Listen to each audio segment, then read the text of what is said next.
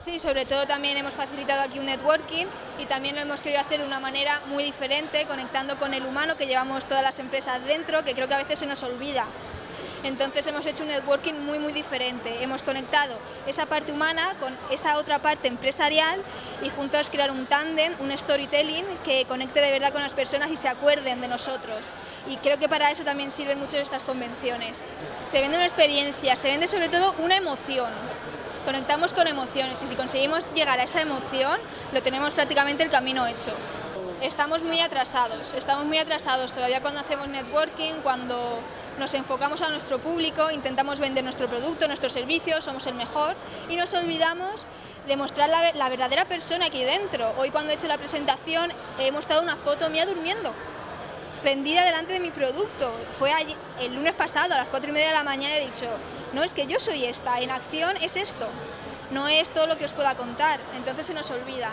Y estoy segura que habrán conectado mucho más con esa foto, esa imagen, esa humana que hay dentro, que todos los productos que intentamos vender. Al final se nos olvida, hay mucho ruido en el mercado, vamos a marcar la diferencia con eso.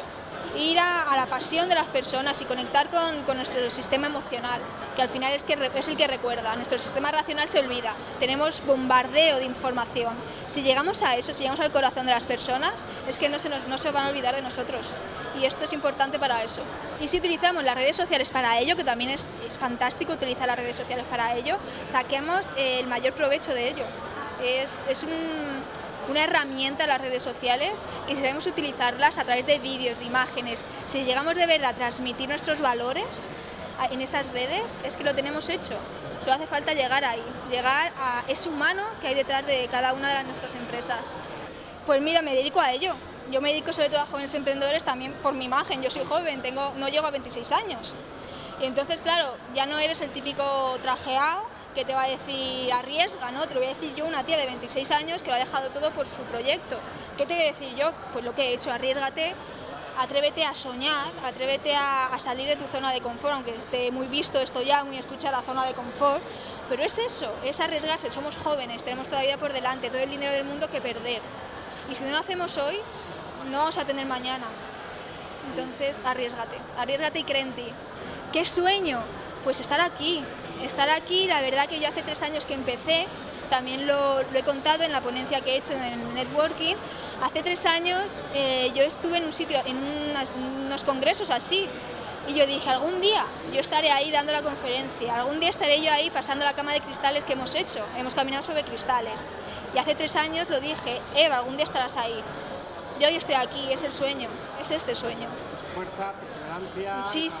Muchísimo compromiso, muchísimo trabajo, muchísimas caídas sobre todo, muchísimo fracasar elegantemente, es un término que he inventado, fracasa elegantemente. Habitúate al fracaso porque no estamos acostumbrados, salimos de la universidad, del instituto y con solo aprobar nos bastaba. Si yo estudio, apruebo y lo tengo garantizado, ahora no. Ahora a lo mejor te esfuerzas al 200% y no lo vas a conseguir. Puede ser. Gestiona esa frustración. Es complicado, pero poco a poco, fracaso en fracaso, se hace el emprendedor. Es a nivel mundial, sobre todo en nuestro entorno, en nuestro campo, estamos rodeados. Y además también un problema que tenemos en nuestro campo, en el coaching, la formación, la mala praxis también, que tenemos que lidiar con eso. También tenemos que diferenciarnos mucho de un coach y un motivador, un formador y alguien que te saca los pompones, como yo digo. Entonces, claro, lidiar con eso y a nivel global hace falta mucha gestión emocional, que es también a lo que me dedico, a gestionar miedos, el miedo emprendedor. Y es complicado, pero se puede hacer, claro que se puede hacer, claro.